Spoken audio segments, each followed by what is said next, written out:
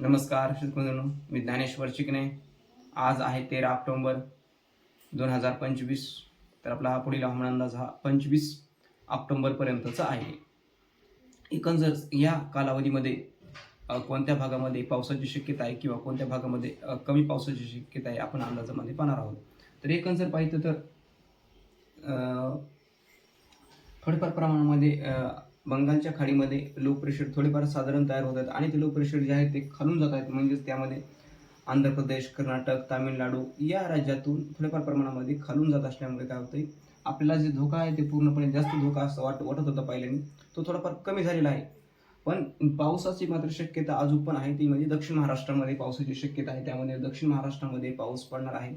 तर आता 2 दिवसाच्या नंतर म्हणजेच 15 तारखेला 15 आणि 16 तारखेला मात्र अजून राज्यामध्ये काही भागामध्ये पावसाची पण शक्यता आहे. त्यामध्ये पुढील जिल्हे असेल की त्यामध्ये 15-16 तारखेला पावसाची शक्यता असेल तर नांदेड, लातूर, धाराशिव, सोलापूर, सांगली, सातारा, कोल्हापूर आणि पुणेचा काही थोड्याफार भागामध्ये आणि अहिल्यानगरचा दक्षिणेकडचा भाग अहिल्यानगरचा, तर या भागामध्ये आणि बीडच्या काही भागामध्ये सुद्धा एका दोन ठिकाणी बीड जिल्ह्यामध्ये सुद्धा पाऊस पडू शकतो. परभणी जिल्ह्यामध्ये सुद्धा एका दोन ठिकाणी त्यामध्ये परभणी जिल्ह्याचा जो पाथरी, सोनपेठ, गंगाखेड या भागामध्ये काही ठिकाणी सर्वदूर नाही एका दोन ठिकाणी ते सुद्धा पाऊस होतो.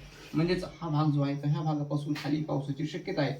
पण हा पाऊस सर्वदूर असेल का, तर हा पाऊस सर्वदूर नसेल. ह्या पावसापासून हा पाऊस सर्वदूर नाही आहे. थोड्याफार प्रमाणामध्ये जास्त पाऊस पडण्याची शक्यता आहे. त्यामध्ये करमाळा, कर्जत, श्रीगोंदा, पारनेर या भागामध्ये थोड्याफार प्रमाणामध्ये पाऊस पडण्याची शक्यता आहे 15 आणि 16 तारखेला. बारामती, इंदापूर या भागामध्ये तिथं हलका ते मध्यम तर काही ठिकाणी जोरदार सुद्धा पाऊस पडतो. इतर जर भाग जर पाहिजे तर नांदेड, लातूर, धाराशिव या भागामध्ये पावसाचं प्रमाण कमी असणार आहे. आणि सिंधुदुर्ग, रत्नागिरी, रायगड या भागामध्ये मात्र पाऊस चांगल्या स्वरूपामध्ये मध्यम तर काही ठिकाणी जोरदार सुद्धा पडणार. तर उर्वरित जो महाराष्ट्र आहे त्यामध्ये म्हणजेच नाशिक जिल्ह्यामध्ये ढगाळ वातावरण राहणार आहे. त्याचबरोबर नंदुरबार, धुळे, जळगाव या जिल्ह्यामध्ये तर पावसाची शक्यता अजिबात नाही आहे. त्यामध्ये 15-16 तारखेचा पाऊस आहे त्यामध्ये.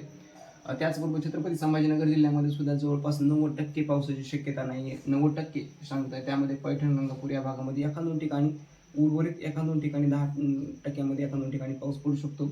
त्याचबरोबर जालना जिल्ह्यामध्ये सुद्धा अशी काही जास्त स्वरूपामध्ये पावसाची शक्यता नाही, पण ढगाळ वातावरण निर्माण होईल.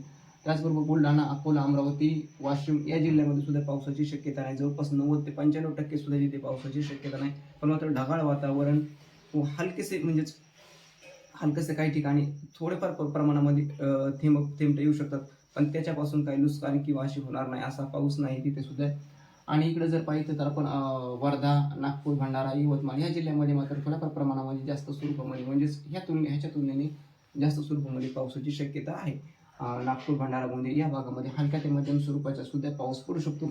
एकूण जर पाहिलं तर ह्या भागामध्ये इथून खाली पावसाची 15-16 तारखेच्या पावसाची शक्यता आहे.